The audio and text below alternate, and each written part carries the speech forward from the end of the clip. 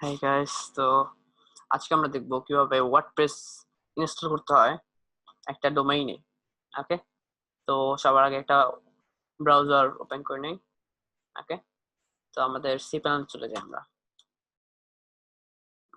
C panel, ওকে, C panel চলে যাই আর ডোমেইনের। ওকে, সি প্যানেলটা অন হচ্ছে। লগ ইন করে নিই আমাদের সি প্যানেলে।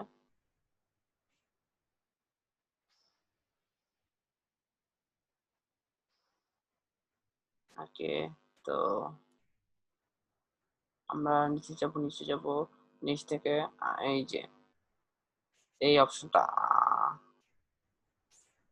তো স্ক্রিপ্টস এর ভিতর ওয়েবসাইট, এই যে ওয়ার্ডপ্রেস এই যে ক্লিক করব।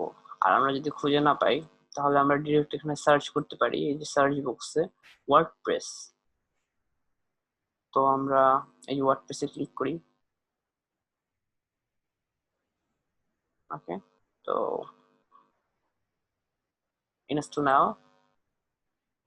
তারপর দেখাচ্ছে এই জায়গায় চুজ এ ভার্সন, তো আমাদের ভার্সন আপডেটেড ভার্সন আছে 5.5.1। আমরা যদি আগের ভার্সন ইনস্টল করতে যাই তাহলে আমরা ইনস্টল করতে পারি। ওকে, আর আমরা এখান থেকে ওভারভিউটা দেখে নিতে পারি, ফিচার কি কি আছে। অ্যান্ড আচ্ছা, আমরা ডিরেক্ট ইনস্টলে চলে যাই। তো একটা ডোমেইন সিলেক্ট করবো আমরা, এই ডোমেইনটা সাবডোমেইনটা সিলেক্ট করলাম। এখানে আমরা ইনস্টল করবো সাইট টাইটেল। ওকে,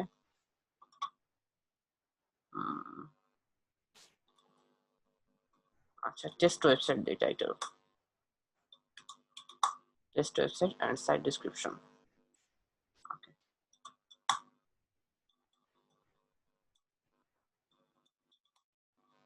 তারপর ইউজার নেম অ্যাডমিন, আর আমাদের পাসওয়ার্ডটা হলো এটা। তো পাসওয়ার্ডটা কপি করে নেই। ওকে, মেইলটা, আমার মেইলটা দিয়ে দিই। ওকে, তো আর সবকিছু ঠিক আছে। ইনস্টল, আচ্ছা, এটা আমার মেইলটা দিয়ে দিই। ইনস্টল,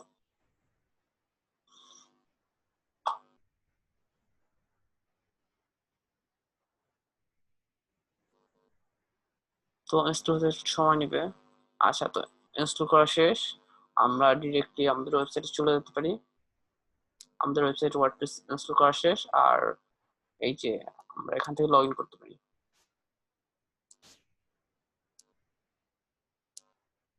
হয়তো একটু টাইম নেবে। এই যে আমাদের ওয়ার্ডপ্রেস ইনস্টল করা শেষ, সব ডিটেলস দেওয়া আছে। ওকে, আমরা একটু ড্যাশবোর্ডে চলে এসেছি। তো এখান থেকে আমাদের যা ইচ্ছা, যা প্রয়োজন, যে কাস্টমাইজেশন ইচ্ছা আমরা করতে পারি। আমাদের ডোমেইনে ওয়ার্ডপ্রেস ইনস্টল হয়ে গেছে।